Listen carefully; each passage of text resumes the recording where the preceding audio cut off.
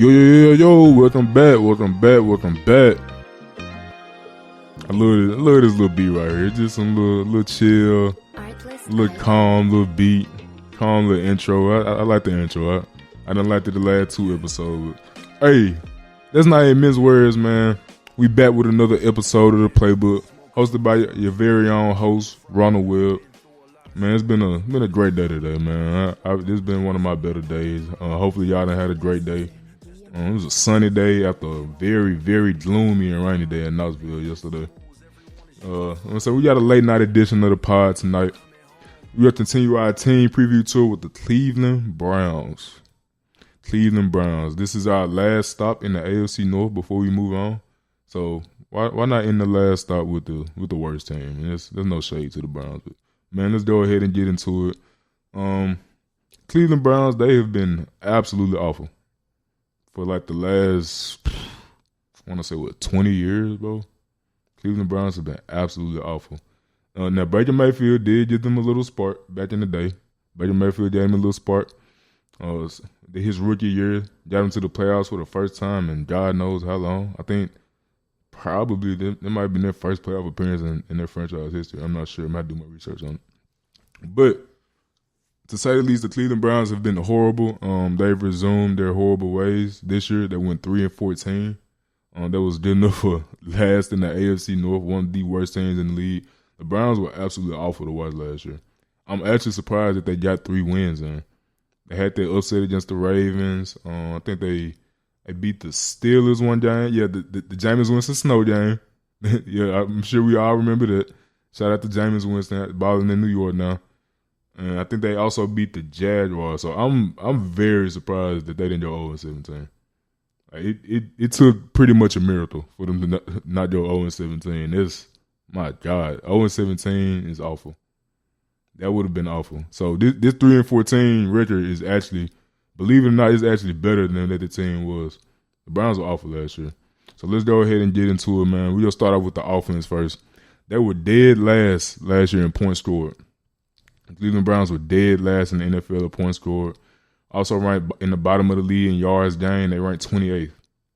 They had the number 22 ranked passing attack and had one of the worst run games in the league at number 29. Majority of snaps took last season with Jameis Winston and Deshaun Watson. Deshaun Watson, before he went down with that nasty Achilles injury, was 1-6 as the starter. Now, first of all, I want to say prayers up to Deshaun Watson. Hopefully he's able to make a full recovery. Hopefully he can get back to the Deshaun Watson that we all know and love. He hasn't been that so far in Cleveland, but man, it's not over till it's over, man. It's not over till he calls it quits. So, but I will say that Deshaun Watson was horrible as a starter. Man, it wasn't looking good before the Achilles injury, and I just hope he can get back to his old form. 1,148 passing yards, 5 touchdowns, 3 interceptions, 63 completion percentage. That was in 7 games, y'all. In 7 games, he only mustered to get 5 touchdown passes and only 1,150 yards. That's absolutely awful. And I hate to talk that bad about Deshaun, because at one point Deshaun Watson was one of the best quarterbacks in the league, one of the most exciting quarterbacks in the league. And to see him just take a nosedive, his career just take a nosedive like it has, man, it's been really sad to watch. But hey, he done got his money, I'll tell you that. Deshaun Watson done got his money. Signed that huge contract in 2022, I believe. I think that was 2022 when the Browns got him. But regardless, man, Deshaun Watson, his time as a starter in Cleveland, I'm sure is up. Most likely he won't play this year. That's why they brought in all those quarterbacks. But prayers to Deshaun Watson nonetheless. Jameis Winston, he came in, went 2-5 as a starter. 2,121 passing yards, 13 touchdowns, 12 interceptions. 12 interceptions in 7 games. I love Jameis Winston, but my God, Jameis. My God, Jameis is awful. 61% completion percentage from Jameis Winston in his 7 games as a starter in Cleveland. The Cleveland Browns were absolutely awful last year.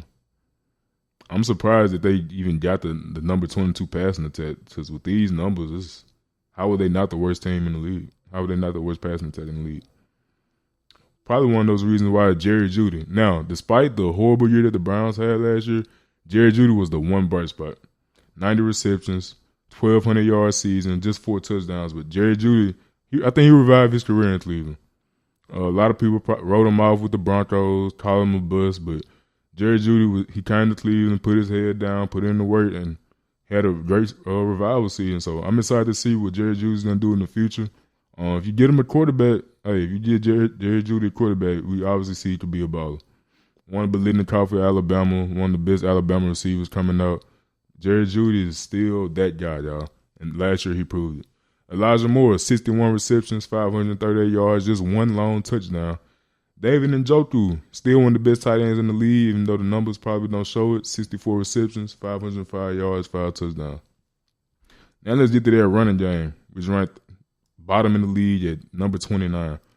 Jerome Ford, 565 yards on the ground, just 3 touchdowns, averaged 5.4 yards per carry. Started in 6 games and played in 14. Nick Chubb went down with a nasty injury, but during his 8 games that he did play, lackluster. Just 332 yards, 3 touchdowns, and 3.3 yards per carry, all career lows for Nick Chubb. It was not pretty for Nick Chubb, y'all. Hopefully Nick Chubb can have a revival season in Houston. Hopefully he makes a full recovery as well. But, man, that Cleveland Brown offense was, oh, my goodness, a nightmare last year. It was really, really, really tough to watch as a football fan. Really, really tough to watch. And we all know Nick Chubb was a baller, man. That's why it was really surprising to see how bad of a season he was having before the injury. But, man, I believe he'll make a comeback in Houston this year. Now let's get down to the defense. They ranked number 27 in points allowed and ranked 19 in yards allowed. They ranked number 12 in passing yards allowed and number 21 in rushing yards allowed. It was a top 15 in sacks with 41. Now, the bright spot of that Cleveland Brown defense, we all know. You don't even have to mince words with it. Myles Garrett, one of the best players in the league. Probably, you can make an argument, he's probably the best edge rusher in the league. You got your T.J. Watts of the world, your Micah Parsons, your Myles Garrett, Brian Burns. No, but I believe Myles Garrett might be the best guy in the league. Can do it all. Great in pass defense. Great in the run game. 14 sacks last year, 22 TFLs. That led the NFL.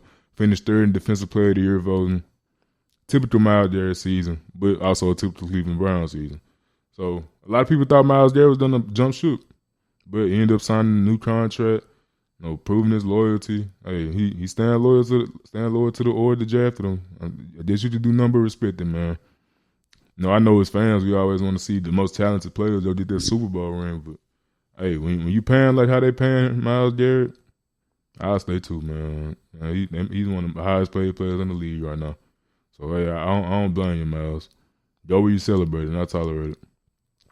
Dalvin Tomlinson added 3 sacks, just 6 TFLs, and 18 pressures from that D tackle position. I like Dalvin Tomlinson. He's a big mauler guy. He just stuff in the run game, hold the gaps. Pretty much play that 2-eye nose tackle position. Dalvin Tomlinson had a nice year last year.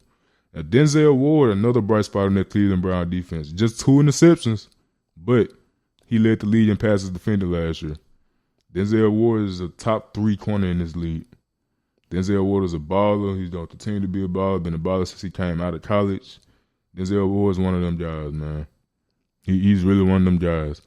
And Grant Delpit led the team in tackles last year from the safety position. Before I get into Grant Delpit, man, that's not good. When your DBs are leading your team in tackles, that means y'all giving up a lot of yards. For those football fans that don't know, that means that y'all giving up a lot of yards if your DBs are leading your team in tackles. Especially for a guy like Grant Delpit, who's at safety, that means that ball getting at least probably about 20 yards down the field every couple plays, and that's not good, man. Like I said, he led the team in tackles, 111 tackles, 7 TFLs. That's a great year for Grant Delpit. He got the numbers to back up his play, so I really liked it. I liked it. Now let's get into some of the offseason moves. Cleveland Browns actually had a good offseason, believe it or not. That most of the talent, most of the acquisitions that they got came from the draft. I believe the Cleveland Browns probably had the best draft in the league. Like they really got some nice guys coming out the draft. So let's go ahead and get into it. Round 1, they drafted Big Mason Graham, D tackle out of Michigan. Now, do I love this pick?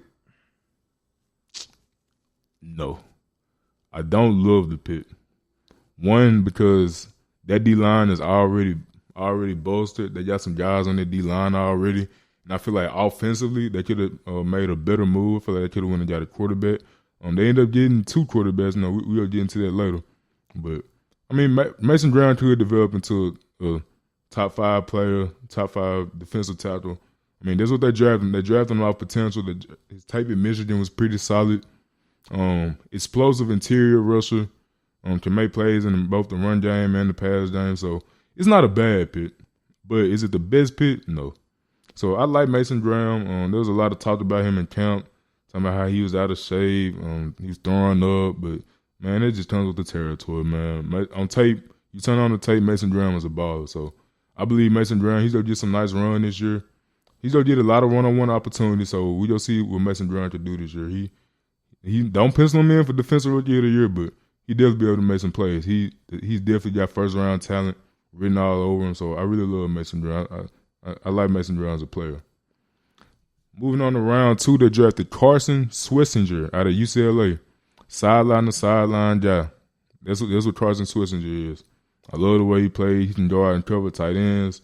He can cover running backs. He's a sideline to sideline linebacker. He's your modern day NFL linebacker. I love the way he plays.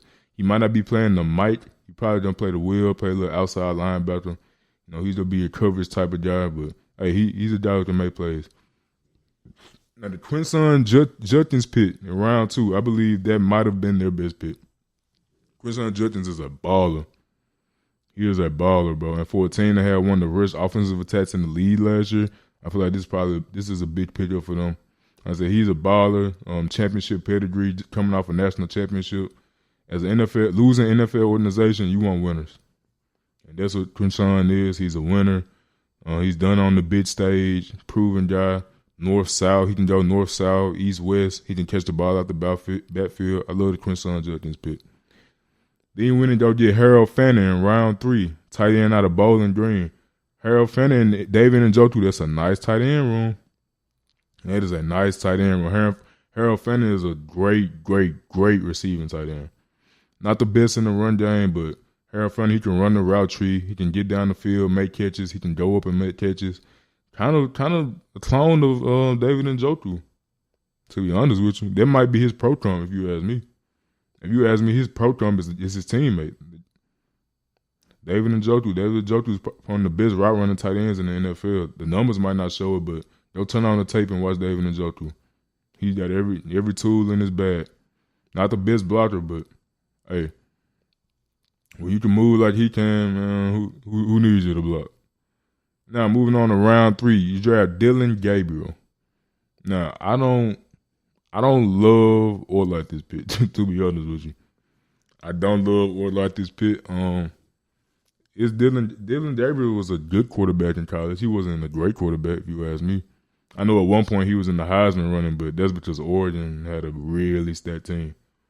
If you ask me, I'll take Will Howard over Dylan Gabriel. That might be an insane take, but that's my opinion. I believe Will Howard was a better quarterback than Dylan Gabriel. Both of them had stat teams last year. One got to the national championship, and one didn't. So I'm gonna lean towards Will Howard on them. But that's besides the point. Moving on to round 4, they drafted VFL Dylan Sampson. Shout out Simp. Shout out Dylan Sampson, man. They got him in round 4 to help bolster that running back room, man. They had a great draft. You go get Quinshon and Dylan. I said you had one of the worst rushing attacks in the league last year. So going out and getting 2 ballers, 2 guys who can make plays, proven guys, man, I love that, bro. I love that Dylan got an opportunity. He's gonna get the opportunity to make some plays in that Cleveland Brown offense. No, they're gonna need it because right now they're having a little infusion of youth. So I really like this pickup for them. I feel like Dylan Sampson's gonna be a baller in this league. He definitely is. He's gonna be a baller for the Browns. So shout out Dylan Sampson. Shout out to the VFL. Biggest pickup of the draft, Shadur Sanders, quarterback out of Colorado, got him in round 5. Now, honestly, they could have got Shadur in round 1. But you would have missed out on that Mason Brown. But we all know the politics and everything that came with that Shadur. Man, that was the story of the draft. Out of all the great talent in the NFL draft, the biggest story came out of round 5. Shadir Sanders dropping to round 5 was absolutely insane. But that's besides the point. Shadir's gonna be a baller in this league, y'all. Mark my words. Remember this episode. Remember this episode when it's week 8 and Shadir taking his first NFL start and they go get a dub. Strictly off the strength that Shadir is their quarterback. Man, Shadir, if anybody gonna change this franchise around, no offense to Dylan Gabriel, but it won't be Dylan Gabriel. It won't be Joe Flacco. It won't be Kenny Pickett. It's gonna be Shadir Sanders. And remember, Ronald Webb said this. Shadir Sanders will change the Cleveland Browns around. He's gonna have that Baker Mayfield type of impact. He's gonna galvanize his troops. I feel like guys believe in Shadir. Shadir can. He did it at Colorado. He did it at Jackson State. He did it in high school down there in Texas with Trinity Christian. Shadir is a winner, y'all. Shadir is a winner. His track record shows it. Not to say that those other guys aren't, but Shadir is a winner, man. So I really love that pick. I love what Shadir brings to the table. I love his attitude. Shadir Sanders is going to be a great quarterback in this league, y'all. Mark my words. Now, moving on to some of the other offseason additions. You go and get 58-year-old Joe Flacco. I don't really understand that pickup. I guess you need a fill-in player. Now, he did take them to the playoffs. What was that, year before last? Yeah, Joe Flacco had a little run where we saw Super Bowl Ravens quarterback Joe Flacco. He squeezed a little bit. He squeezed it out a little bit. Didn't do it last year with the Colts, but I guess they're hoping he could get that same little turnaround. Hopefully mentor some of those young guys in the quarterback room. You also went and got Kenny Pickett. I don't understand that pickup at all. I doubt Kenny Pickett will be the starter at any point for the Browns. I don't believe that they're going to keep all 4 of those guys. And if there is an odd man out, I believe it's going to be Kenny Pickett. I don't believe you're going to get rid of Dylan or Shadir, and I feel like you're going to keep Joe around to mentor those guys anyway. So I feel like Kenny Pickett, by the time training camp ends, week 1 gets around, Kenny Pickett might not be on this roster. But I could be wrong. But I believe that's going to shake up. They could end up letting Joe Flacco go. I mean, that's not out of the realm of possibility either. But regardless, they end up getting Malik Collins. You end up picking up Joe Tryon-Soyuncu from the Bucs. Get Tevin Jenkins, help out that offensive line. Then you go get vet Jerome Baker. As I said, the Cleveland Browns quietly had one of the best off seasons. These are all very, very, very important pickups. Jerome Baker, he's a proven vet linebacker, sideline to sideline guy. He can make plays. Tevin Jenkins, you get a guard that can help bolster that offensive line, help bolster that run game. Joe Tryon-Soyuncu, another great pass rusher, add to that gauntlet on that defense. Malik Collins, a bit two-yapper guy, gonna hold down the run game. He's a proven vet in this league. So, hey, the defense for the Browns is gonna be solid. They got some ballers on their defense. Now let's get to some of the departures. You lose Dalvin Thompson, you lose Warren Thornhill, you lose Adarius Smith, you lost your boy Nick Chubb, you lose Kevin Zeitler, and you also lost Georgia Willis. Now, man, the departures might outweigh the additions. I ain't gonna lie. Because all those guys were... Oh, yeah, and you also lost Elijah Moore. So it's about 500 yards at your receiving room. So, honestly, they could live without Elijah Moore, I'll tell you that. But Georgia Willis, that's a former first-round pick. Had a nasty little knee injury last year. They say he's going to miss the 2025 season, so they end up letting him go. So, man, the Browns, right now, their Browns O-line looking a little spooky, man. I ain't gonna lie. So let's get into the depth chart breakdown. We gonna look at these guys position by position. We gonna see what we're working with. So man, let's go ahead and get into it. We gonna start out with the wide receiver room. I said we already mentioned Jerry Jeudy. He, resurgent season, baller. You got Sid Tillman, VFL. Shout out to Sid Tillman. You got Deontay Johnson over there. You got DeAndre Carter. I know, like, this is a good receiving core.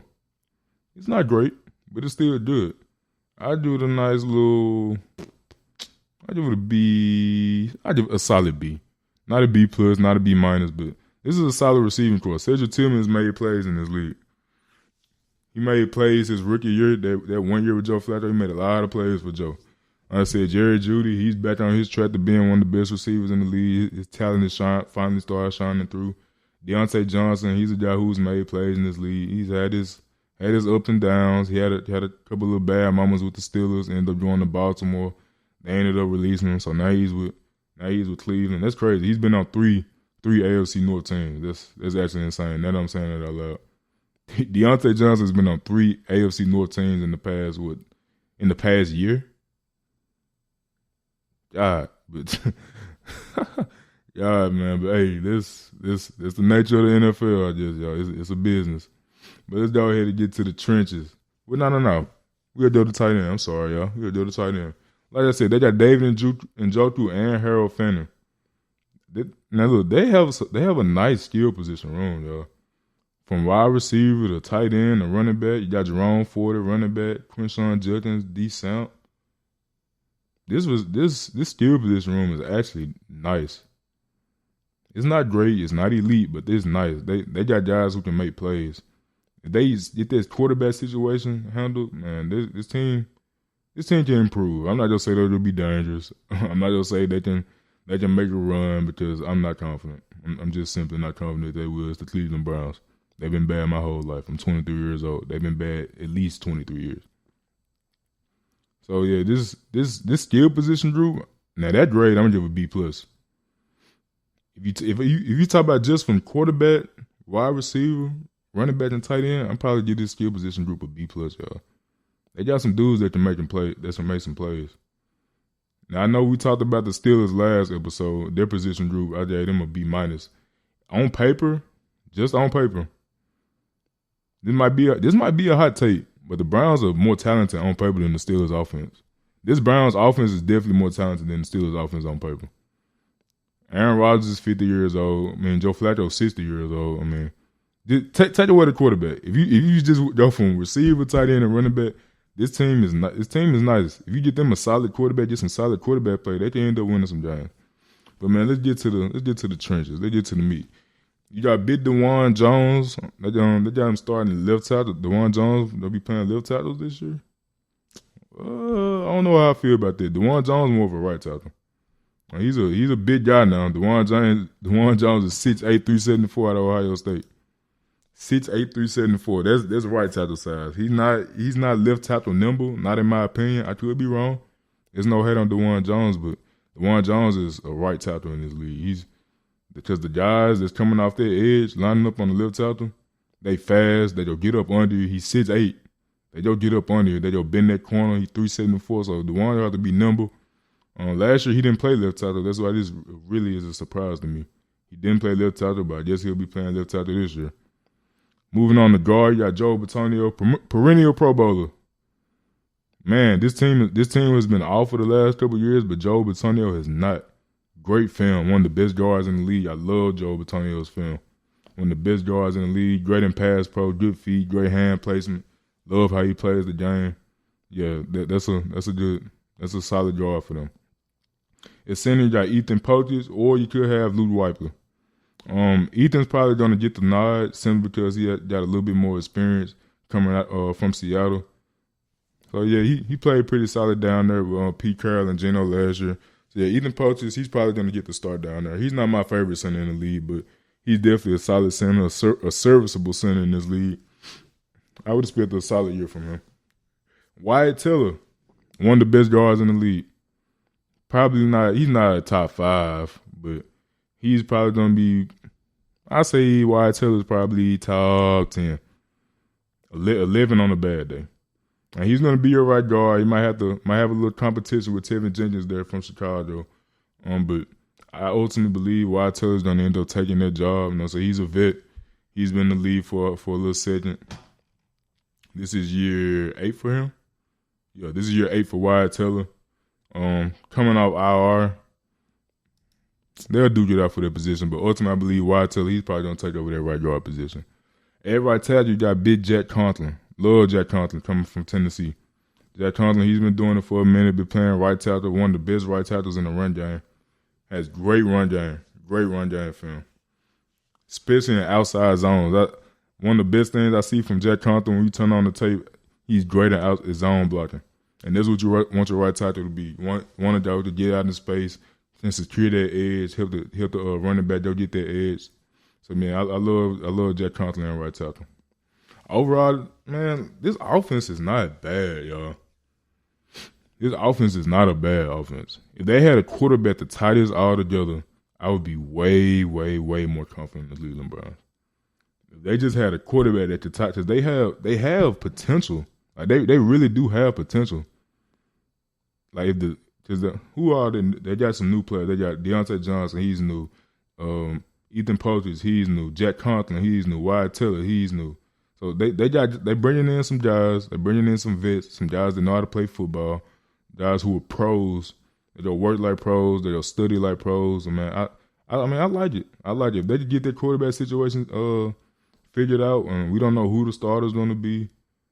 My best guess, week one coming out, it probably is going to be Joe. It could be Joe. If they don't release Joe, it's going to be Joe Flacco's probably going to be your week one starter. Will he last all 18 weeks? I doubt it.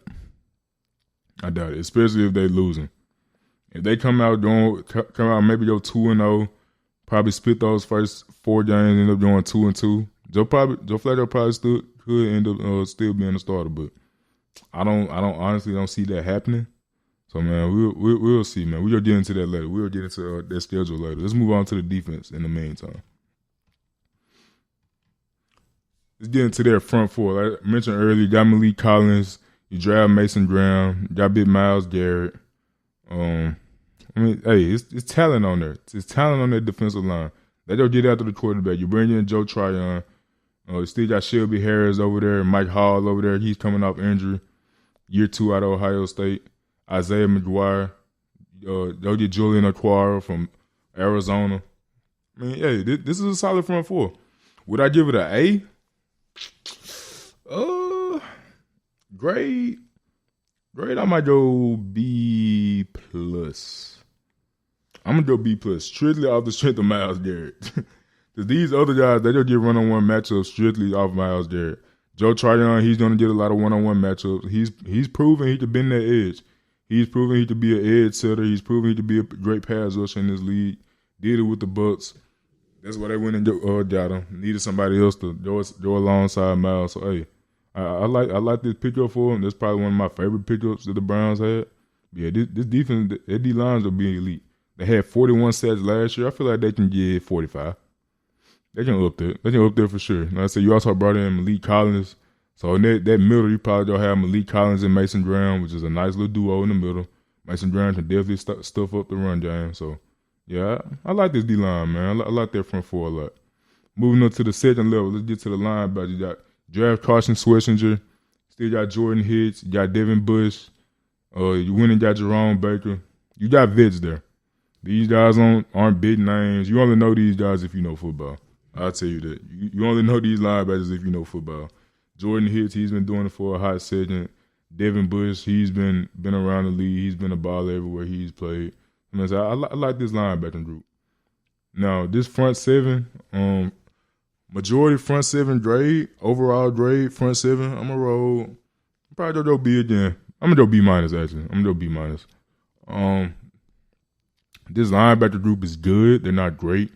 They're veteran NFL players. They've all proven that they can make plays at the NFL level. So that's I'm gonna go B-. I'm not excited about the linebacker group. The best group on this defense is majority. I'm pretty sure it's the D-line. They have the majority of the talent on this defense. Yeah. It's the D-line for sure. They're pretty deep. They can go at least 2 deep on this D-line. They can get at least 2 rotations in. Yeah. And like I said, linebacker, they just got some nice vets over there. I don't love them, but I do like them. I will say that. Now let's move on to the DBs. You got Denzel Ward. Lock him in for a Pro Bowl. Yeah, we pretty much lock him in for a Pro Bowl. Grant Delpit, I say he's a great tackler, one of the best tackling safeties in the league. I like Ronnie Hickman. I don't love him. I like him. DeMonte Casey, he's a baller. He definitely is a baller. Martin Emerson. Martin Emerson, one of the best, one of the most underrated corners in the league. I love Martin Emerson. He's fast. He can keep up with guys. He's physical. I love Martin Emerson. You also got Greg Newsome II. I said this DB room is solid. This is a solid DB room. But overall grade for this defense, I'm gonna do a solid B. Their defense is definitely better than their offense for sure. Like I said, that quarterback position is going to be very, very, very key for the Browns. The Browns are not just looking at this team on paper. They're not that bad. They're not as bad as their record indicated last year. I had to look at last year's roster to see, but this 2025 Browns team, they can probably get you 5 games, man. They can probably get you 5 games. Their defense is going to hold up some games. Their defense is going to keep them in a few games. They definitely don't get an offense an opportunity to go out and win some games. So yeah, I really like this defense. But man, let's go ahead and get into the schedule, man. Let's see what they're working with. Ooh, they are starting off with a nasty schedule, man. Let's go ahead and get into it. Week 1, you gotta go to Cincinnati. You don't really chalk that up as an L. So man, Joe Burrow and Jamar Chase, they might drop 40 on them, man. They definitely might drop 40 on them. Like I said, this is a good defense, but like I said, they had one of the worst pass defenses in the league last year. I wouldn't be surprised if Joe and Jamar go out for. Jamar might go for 150, 2 touchdowns. 8 receptions, 150 yards, 2 touchdowns. That's the line I'm calling for Jamar Chase week 1. You gotta come out and pop it. Yeah, 0-1, then you're going at Baltimore, you're going to MT&T Bank. Yeah, you're losing that one too, man. Browns fans was y'all 3-14 last year. So far, you're 0-2. Then you're going to just Green Bay. That's going to be another L. It's looking real spooky. And my God, you got to go to Detroit. You got to go at Detroit too. So you got to go into that stadium. They'll be rocking. They'll be loud. And it's looking at 0-4 for the first 4 weeks of the season. Then you go against Minnesota and Germany. I might get y'all the dub on that one. Cleveland fans, have some hope. This will be our first win of the year. First win of the year, doing Vikings in Germany. Yeah, yo harass J.J. McCarthy in Germany, y'all. Yeah. Let's get y'all what that be, 1-4. Then 1-4, you got week 6 at Pittsburgh. Y'all able to get one against Pittsburgh last year. Nah. I can't be a hypocrite. Yeah, y'all just lose the game. I said Pittsburgh just sweep y'all. Yeah, y'all just lose the game. So now we're losing at 1-5. Then you got Miami. You got the Dolphins week 7 coming off that Pittsburgh L. Y'all probably beat the Dolphins, man. I don't believe in Tua. We gonna get into the Dolphins in a later episode, but I don't believe in Tua. Like I said, he's very injury prone guy. Who knows if he'll even be playing week 7? I'm not very inconsistent whether he's playing or not. Yeah, that might be a look up game for y'all. Y'all might end up winning though. We looking at 2-5. Then week 8 before the bye week, y'all got to come to New England. Y'all not winning that, man. Y'all not beating my Patriots, man. Come on, let's be real. Patriot way till we die, man. Come on now. Big Patriots fan here. A lot of bias in this. I really don't care. It's a lot of bias. Hey, why not? 2-6 going into the bye week. Jets game. Give me the Jets, man. Yeah, give me the Jets. I done talked a lot of crap about the Jets, but give me the Jets in this game. It's the Cleveland Browns we talking about. Battle of the worst teams in the league. In the battle of the worst teams in the league, I'm rolling with the Jets. Give me the Jets. And we're looking at 2-7. Baltimore's on the sweep, y'all. 2-8. Pete Carroll and Geno Smith. Week 12. Give me Pete Carroll and Geno Smith. They had a press conference today. I like what I heard from Pete Carroll and Geno. They're really confident.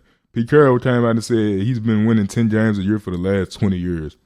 That's the type of attitude that you want in your head coach, man. Hey, I love me some Pete Carroll, man. Shout out to Pete Carroll for calling that run play against the Patriots on the goal line at Super Bowl. You got us a ring, Pete. So shout out to Pete, man. So now we're looking at 2-8 for the Raiders. 2-8 for the Browns. Coming out there, Raiders L.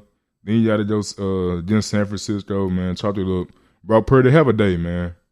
Brock Purdy, have a day against this Cleveland Browns team. Have a day. Go ahead and pad your stats a little bit. Go get 300 yards, 3 touchdowns. Yeah, they go dominate them. 2-9. Then you got to go to Tennessee. You know what? Y'all might beat Cam Ward. Now, this is week 14. Do not be surprised if we get a Shadir Sanders Cam Ward matchup, y'all. Do not be surprised if we did a Shadir Sanders Cam Ward matchup before this season ends. And I think this is going to be the game. Mark my words. Hey, clip this up. Clip this up right now. December 7, week 14, we are get Shadir Sanders versus Cam Ward. And Shadir Sanders is going to win that game for the Browns. And that's going to change the whole Cleveland Browns franchise around. That one game, right now I got them having an abysmal season. Another double-digit L season. But that game right there, Cam Ward versus Shadir Sanders, December 7th, week 14. Mark your calendars, y'all. Shadir Sanders to win that game. Was it 3-10 for the Cleveland Browns? And they will lose the rest of those games. Then you got to go at Chicago. They will lose it to Taylor Williams. Taylor Williams will get the dub. I believe in Taylor. I believe in Taylor to get that win against the Browns. Then you got to go against lead running MVP Josh Allen. Another L. You're looking at 3-12. Like I said, Pittsburgh's on the sweeping and Cincinnati just sweeping. So we're looking at the same record from last year, probably. Well, not probably. It is though. Had the same record from last year, 3-14. Hey, now are they Joe? Now I don't even believe that they Joe even win one of them games, man. But getting to the ceiling for the Browns. If everything goes right, they still end up at 5-12. Just if everything goes right for the Browns. If everything goes right for the Browns in 2025, they'll be 5-12. And I'm pretty sure Cleveland Browns fans will celebrate if they go. Cleveland Browns fans will celebrate if they get 5 wins next year. That is sad. And I'm not lying. I'm sure y'all know I'm not lying. If the Cleveland Browns end up getting 5 wins next year, that is going to be like them making the playoffs. And my God, if they make the playoffs, Cleveland is going to erupt. The whole state of Ohio is going to erupt if the Cleveland Browns make the playoffs. But that's far from the realm of reality. Like I said, ceiling 5-12, floor if everything go bad, 1-16, 0-17. I ain't gonna say 0-17. I'm gonna have some respect. They're still NFL players, y'all. Let's calm down now. They still are NFL players. I will say this. So I'm gonna go 1-16. Now that sounds. I know that sounds insane, but that's very realistic. It's very realistic that the Cleveland Browns go 1-16 this year. Would I be surprised? Absolutely not.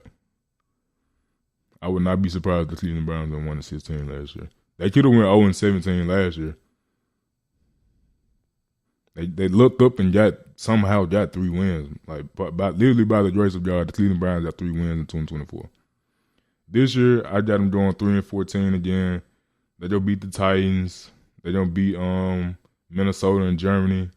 Who else I said they was gonna beat? Oh yeah, and they don't beat the Jets. No. Who else did I say they was gonna beat? Yeah, I said they don't beat the Dolphins. Yeah, they don't beat the Dolphins. Yeah, we don't care about the Dolphins. Patriots fan here. High bias. Don't really care.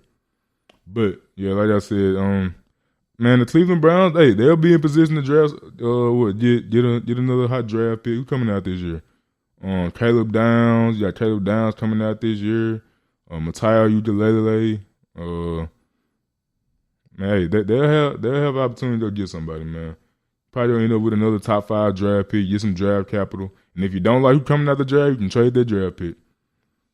Somebody want that top 5 draft pick. Somebody don't want that. And I'm pretty sure they'll give up reasonable compensation for it. But yeah, Cleveland Brown fans, don't expect too much this year. Y'all should be expecting. Y'all need to be wishing and hoping and praying that Shadir Sanders gets a start. I predict Shadir Sanders will end up starting by week 14 against that game against the Tennessee Titans, that Cam Ward Shadir showdown. That's going to bring in so many viewers. I'm sure the Cleveland Browns know that. But hey, like I said, this Cleveland Browns team, don't expect too much from them. Probably will be another year. Before y'all make the playoffs. So don't hold your breath, Cleveland fans. Yeah, it's looking real spooky, man. Y'all back in the doldrums. Y'all should have never did that. Now y'all getting that karma from that Baker Mayfield trade. I'm tell y'all that. Y'all getting that karma from that Baker did all that. You brought the franchise back from the grave, and look what y'all did. Y'all traded him. Y'all thought Deshaun Watson was just saving, man. No, not look at you. You're 3-14. You probably go 3-14 again this year. Man, the karma for Cleveland is coming to haunt them. But man, that's going to conclude another episode of Playbook. I appreciate y'all for tuning in. Appreciate y'all for tuning in to this night edition. It's currently 11:06. Got a big day in the morning. Gotta get my workout in. Got a little chest pump in the morning, man. We go get into it. Have a nice little workout in the morning, man. Hey, make sure y'all work out in the morning. This will be a nice sunny day tomorrow. I already looked at the weather out. Get y'all a run in. Y'all get a little jog in. Man, thank y'all for the day. It's been a beautiful day. Man, y'all be safe. Y'all have, man, wonderful dreams. Man, sleep good. Man, I hope y'all have a great day, man. Love.